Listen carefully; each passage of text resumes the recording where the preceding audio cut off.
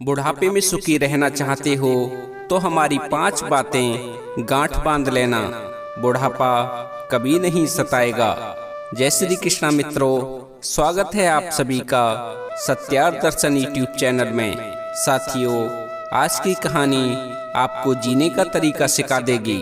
यदि आज की कहानी को आपने ध्यान से सुन लिया और इसमें बताई गई सारी बातों को अपने जीवन में उतार लिया तो हमें आशा ही नहीं पूर्ण विश्वास है कि आपको बुढ़ापे में कभी कष्ट नहीं होगा। मित्रों, इस कहानी में कुछ ऐसी बातें बताई गई हैं जिनका यदि कोई व्यक्ति अनुसरण करता है तो उसको बुढ़ापे में कोई कष्ट नहीं होता। साथियों, व्यक्ति का शरीर तभी तक साथ देता है जब तक जवान रहता है और उसका स्वास्थ्य अच्छा रहता है, लेकिन एक ना एक दिन हर व्यक्ति को बुढ़ापा जरूर आता है और जब बुढ़ापा आता है तो उसे किसी न किसी सहारे की जरूरत होती है। जब शरीर साथ छोड़ने लगता है, शरीर कमजोर होने लगता है, जर्जर होने लगता है, ऐसी स्थिति में यदि परिवार के लोग भी उस व्यक्ति का साथ छोड़ने लगें तो उसका जीवन नरकीय हो जाता है। मित्रों, आज की कहानी बड़ी ही शिक्षाप्रद और ज्ञानवर्धक होने वाली है, इसलिए आपसे हमारा अनुरोध है, कृपया हो सके तो इस कहानी को पूरा सुने। इस कहानी में बुढ़ापे में सुखी रहने के 5 मंत्र बताए गए हैं। तो मित्रों, आपका ज़्यादा समय न लेते हुए आ जाते हैं कहानी पर और आपको सुनाते हैं आज की ये प्यारी सी कहानी। मित्रों, ये बात उस समय की है जब यूनान के एक मशहूर दार्शनिक सुकरात, जिनका नाम था, वे भ्रमण करते हुए एक नगर में पहुंच गए। उस नगर में पहुंचकर सुकरात की मुलाकात एक वृद्ध पुरुष से हुई। उन दोनों की आपस में काफी पटने लगी। वे दोनों आपस में काफी घुल मिल गए। वृद्ध सज्जन सुकरात के व्यवहार से काफी प्रभावित हुए और सुकरात को आग्रह करके अपने पास बुला लाए और अपने घर पर ले गए। उस वृद्ध सज्जन का भरा पूरा परिवार था। उनके घर में बहू, बेटे, पोते पोतियां सभी थे। सुकरात ने जब देखा कि इस सज्जन का तो बड़ा भारी परिवार है और सभी आपस में बड़े प्रेम से रहते हैं, तो सुकरात ने वृद्ध व्यक्ति से पूछा कि आपके घर में तो सुख समृद्धि का वास है, वैसे आप करते क्या हैं? इस पर उस वृद्ध ने उत्तर दिया कि अब मुझे कुछ नहीं करना पड़ता। ईश्वर की कृपा से हमारा अच्छा खासा कारोबार है। अब जिसकी सारी जिम्मेदारियां अपने बेटों को सौंप दी हैं, घर की सारी व्यवस्था हमारी बहुएं संभालती हैं और इसी तरह से मेरे जीवन की गाड़ी चल रही है। इस बात को सुनकर के सुकरात ने कहा, किंतु इस वृद्धावस्था में भी आपको कुछ तो करना पड़ता होगा। आप बताइए कि आपके सुखी बुढ़ापे का रहस्य क्या है? आपका जीवन इतना सुखमय कैसे है? आपके परिवार के लोग आपकी इतनी इज्जत करते हैं और सभी आपसे प्रेम से बोलते हैं, बैठते हैं और आपका सम्मान करते हैं। अक्सर मैंने देखा है कि बुढ़ापे में उसके परिवार के लोग उसका साथ छोड़ देते हैं और उसकी बातों को भी टाल देते हैं। उसकी बातों को कोई गंभीरता से नहीं लेता है, लेकिन आपके घर में आपकी बातों को सभी लोग गंभीरता से लेते हैं और आपका सम्मान करते हैं। आप बताइए कि बुढ़ापे में आपके सुखी जीवन का क्या रहस्य है? सुकरात की बात को सुनकर वह वृद्ध सज्जन मुस्कुराने लगे और कहा कि मैंने अपने जीवन के इस मोड़ पर एक ही नीति को अपनाया है कि दूसरों से अधिक अपेक्षाएं मत रखो और जो मिले उसी में संतुष्ट रहो, क्योंकि जो व्यक्ति अधिक अपेक्षाएं पालता है और उसकी अपेक्षाएं जब पूरी नहीं होती हैं तो उसे कष्ट की अनुभूति होती है। और जो व्यक्ति संतुष्ट रहना नहीं जानता है और जब उसे कम मिलता है तो उसमें भी असंतुष्ट होता है, इसमें भी उसे कष्ट होता है। मैंने तो अपने जीवन में बस इसी नीति को अपनाया है कि मैंने कभी भी दूसरे से अपेक्षाएं नहीं पाली और जो भी मिलता है उसी में मैं संतुष्ट हो जाता हूँ। मैं और मेरी पत्नी अपने परिवार के उत्तरदायित्व अपने बेटे और बहू को सौंप करके पूरी तरह से निश्चिंत हैं। अब वो जो कह देते हैं वही कर देता हूँ और जो कुछ खिलाते हैं वही मैं खा लेता हूँ और उसी में सुखी रहता हूँ। अपने पोते पोतियों के साथ हंसता हूँ, खेलता हूँ। मेरे बच्चे जब कुछ भूल जाते हैं तब भी मैं चुप रहता हूँ। मैं उनके किसी भी काम में बाधा नहीं बनता, पर जब कभी भी वे हमारे पास सलाह के लिए आते हैं तो मैं अपने जीवन के जो भी मुझे अनुभव हैं, जो भी अनुभव मुझे प्राप्त हुए हैं, वो सारे अनुभव उनके सामने रख देता हूँ और इनके द्वारा की गई भूल से जो दुष्परिणाम उत्पन्न होता है उसके लिए उन्हें मैं सचेत कर देता हूँ। अब वो बात मेरी मानते हैं कि नहीं मानते हैं, मेरी सलाह पर कितना अमल करते हैं नहीं करते हैं, ये देखना और मन को व्यथित करना मेरा काम नहीं है।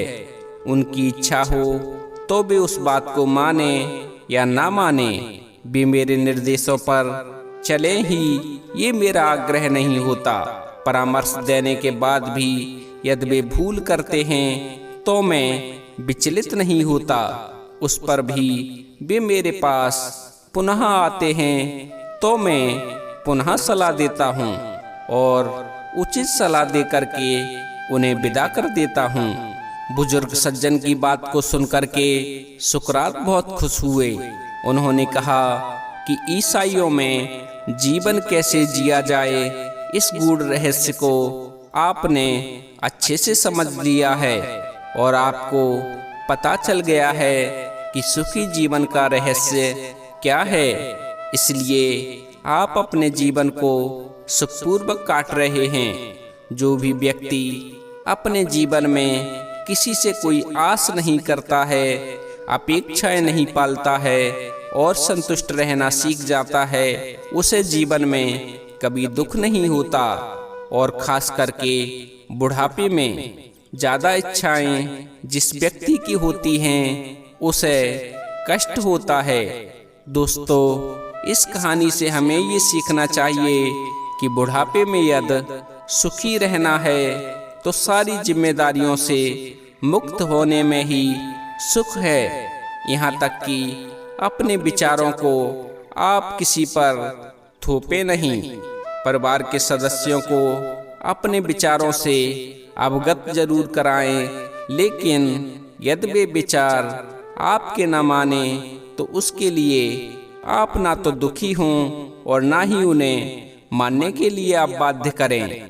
बुढ़ापे में वही व्यक्ति सुखी रहता है जो सारी चिंताओं से मुक्त होकर के केवल ईश्वर का भजन करता है और जो कुछ भी मिल जाए उसी में वह संतुष्ट रहता है। मित्रों, कबीरदास जी का एक दोहा है, गोधन गज धन बीज धन रतन धन खान, जब आवे संतोष धन सब धन धूरि समान। मित्रों, बुढ़ापे में वो ही व्यक्ति सुखी रहता है जिसके पास संतोष रूपी धन होता है। जो व्यक्ति इस गूढ़ रहस्य को समझ लेता है, ऐसा व्यक्ति किसी से कोई अपेक्षा नहीं करता और केवल भगवान का भजन करता है और भगवान से ही वह अपेक्षा करता है, उसी में वह मस्त रहता है। ऐसे व्यक्ति को बुढ़ापे में कभी भी दुख नहीं होता है। मित्रों, अब हम आपको बताते हैं बुढ़ापे में सुखी रहने के 5 मंत्र। मित्रों, पहला मंत्र है कि कम बोलें और जरूरत ना हो तो बिल्कुल ना बोलें। दूसरा है बहू बेटियों के कार्य में दखल ना दें, बल्कि अपने स्वास्थ्य और सामर्थ्य के अनुसार जितना हो सके उनके कार्य में हाथ बटाने की कोशिश करें। तीसरा है किसी पर अपनी इच्छा थोपने की कोशिश ना करें और ना ही अपनी हर बात मनवाने की जिद करें। चौथा है घर पर आए हुए किसी बाहरी व्यक्ति के सामने अपने घर और अपने घर के लोगों की बुराइयां ना करें। यदि आप बार बार ऐसा करते हैं तो ये आपकी आदत बन जाएगी और इसके कारण आप परिवार के सदस्यों की नजरों में गिर जाएंगे। पांचवा है बहू बेटियों के कटु वचन सुनकर शांत हो जाएं और कोई प्रत्युत्तर ना दें।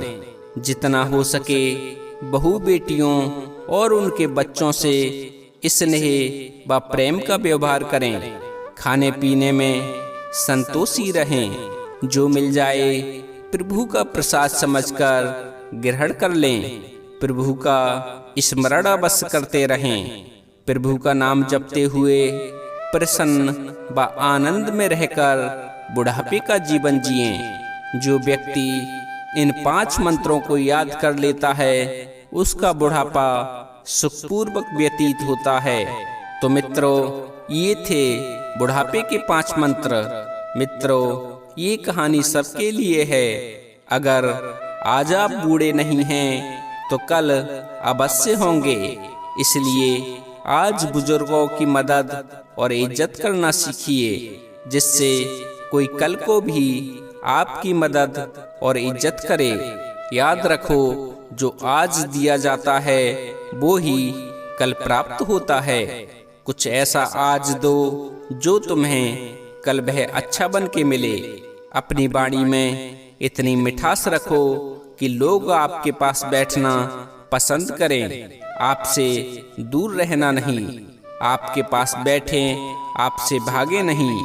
जीवन में जब भी कोई कार्य करो तो जोड़ने का काम करो, तोड़ने का नहीं। तो साथियों, ये थी आज की कहानी। आशा करते हैं आपको पसंद आई होगी। यदि वीडियो पसंद आया हो तो वीडियो को लाइक करें, कमेंट में जय श्री कृष्णा लिखें। कोई प्रश्न या सुझाव हो तो कृपया कमेंट के माध्यम से हमें जरूर अवगत कराएं। तो मित्रों, आज के लिए बस इतना ही। मिलते हैं अन्य ज्ञानवर्धक वीडियो में। तब तक के लिए आप सभी दर्शक बंधुओं को मेरी तरफ से जय श्री कृष्णा, जय श्री राधे, जय श्री श्याम। बोलिए श्री बांके बिहारी लाल की जय। जय जय श्री राधे श्याम।